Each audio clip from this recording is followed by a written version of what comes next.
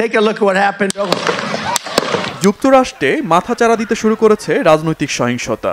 তাই এটি উৎপাটনে দেশের মানুষকে ঐক্যবদ্ধ হওয়ার আহ্বান জানিয়েছেন বিশ্বের সবচেয়ে ক্ষমতাধর দেশের প্রেসিডেন্ট জো বাইডেন। ট্রাম্পের ওপর হামলার ঘটনায় আতঙ্কগ্রস্ত আমেরিকানরা। কোন পথে যাচ্ছে দেশটির রাজনৈতিক ভবিষ্যৎ, এই নিয়ে বিচলিত সবাই।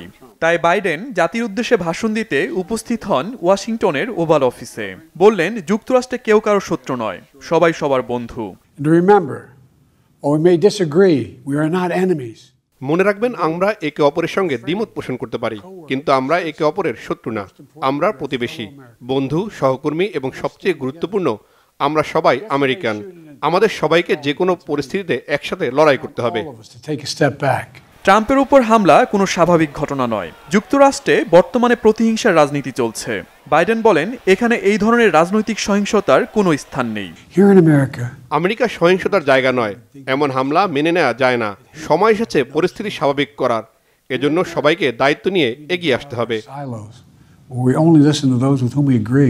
রাজনীতিতে প্রতিদ্বন্দ্বিতা থাকবে, তবে মারামারি কাটাকাটি করা যাবে না। দেশের কল্যাণে সঠিক সিদ্ধান্ত নিতে শান্তিপূর্ণ বিতর্ক হতে পারে বলে মনে করেন বাইডেন।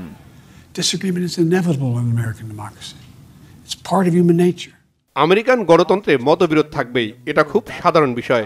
কিন্তু রাজনীতি কখনোই যুদ্ধক্ষেত্র বা হত্যার ক্ষেত্র হতে পারে না। আমি বিশ্বাস করি শান্তিপূর্ণ বিতর্কের একটি ক্ষেত্র হওয়া উচিত রাজনীতি। আমরা চরমপন্থা ক্রোধের নয়, বরং শান্তিপ্রিয় আমেরিকার পাশে দাঁড়িয়েছি।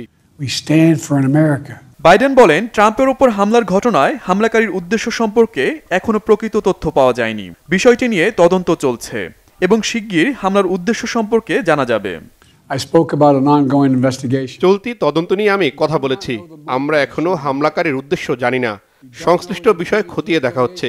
সে কারো সাহায্য বা সমর্থন পেয়েছে কিনা, বা সে অন্য কারোর সাথে যোগাযোগ করেছে কিনা, এই ধরনের ইস্যুগুলো নিয়ে তদন্ত করছে পুলিশ। Shahid Arafat, Bangla vision news desk. I spoke with Donald Trump.